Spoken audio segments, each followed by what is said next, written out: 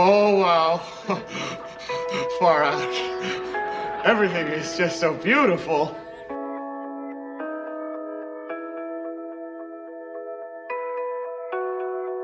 I was studying theater when I was in college, university, and I got a job before I got out of college. It wasn't really a job, it was just an offer to work in classical repertory theater, in which the pay was going to be the professional experience that went along with it.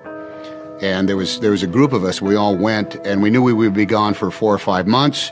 We knew we would have something to do with either 5 or 6 productions that were in repertory, and just the activity was enough to warrant going. I had no preconceived notions of anything. I had, saved up enough money to barely survive, and something would happen. And it just so happened that the going actually was the most important aspect of it. Because I went, and after I was there was one particular show that needed a bigger cast than the professionals the professional company could supply, and because I was there, and I ended up getting actually paid $50 a week, which was the difference between life and death.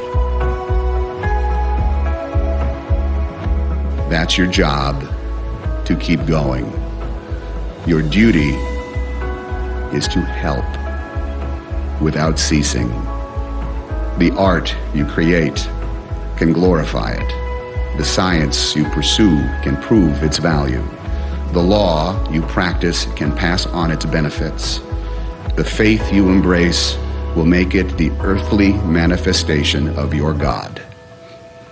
Here at Vassar, whatever your discipline, whatever your passion, you have already experienced the exhausting reality that there is always something going on, and there is always something to do. And most assuredly, you have sensed how effective and empowering it can be when more than 4 out of 100 make the same choice to help. You will always be able to help. So do it. Make peace where it is precious. Help plant trees. Help embrace diversity and celebrate differences.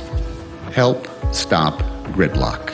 In other words, help solve every problem we face.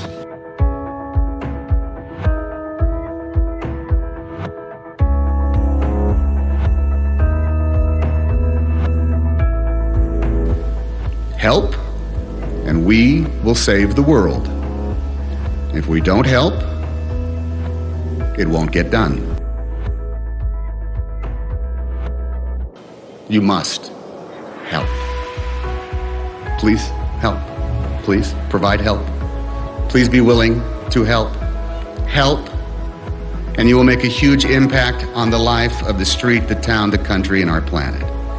If only 1 out of 4 of each 100 of you choose to help on any given day, in any given cause, incredible things will happen in the world you live in. Help publicly, help privately, help in your actions by recycling and conserving and protecting, but help also in your attitude. Help make sense where sense has gone missing. Help bring reason and respect to discourse and debate.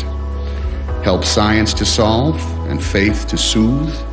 Help law bring justice until justice is commonplace. Help, and you will abolish apathy, the void which is so quickly filled by ignorance and evil. So I always felt as though there was something on the horizon that would come down the pike that would get me through the next few months. But as far as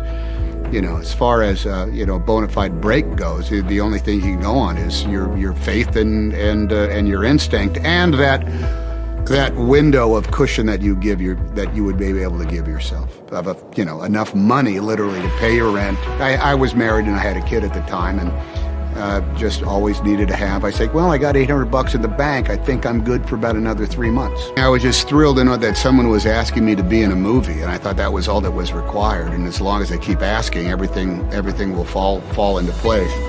And I think I had to become dissatisfied with my own process, 5 or 6 movies in, where I was feeling that I was not bringing to the work anything other than that instinct. And that's when I realized that, part of me got older. And I think even if you're as old as 29, you have a different set of chops and perspective. You have a different, believe it or not, wisdom than you did when you were 24. And I think about every 5 years, I went through some sort of process of re-examining where I was in life, as a man, as well as an actor, and thinking like, guess what? I'm 36 now, and there's a whole world of movies that I can't make anymore because I don't want to play the young man who's trying to figure out life. I want to play a man of bitter compromise. I want to play somebody who's been through something. So it's a never-ending process, I think, of examining where you are in life as a human being, and then transposing that so it's going to be reflected in your work somehow. It's always a battle against self-consciousness. It's hard to get past the realization that you're pretending to be somebody and people are looking at you, even if it's the crew. I wish I had more basic things, more tools. I wish I'd gone through more classes. I wish I had been forced to take a dance class. I wish I had forced to get up and sing in front of people. I wish I had taken I wish I'd gone to that kind of performance school in which you have to get past the self-consciousness of not being able to do it well and still having to do it. You learned how to trust your instincts more than anything else, because you can't. Ultimately, it's not an intellectual process. Acting or making a movie? Making a movie, and specifically acting in a movie. There is a way. Early on, you make this judgment decision. Yes, I'll do it. Yes, no, I won't. That's really it. After that, you just have to fill yourself up, make yourself this kind of repository thing. You can't 6 months prior to it be doing some research. You see this moment right here? I am going to utilize that moment when the time comes.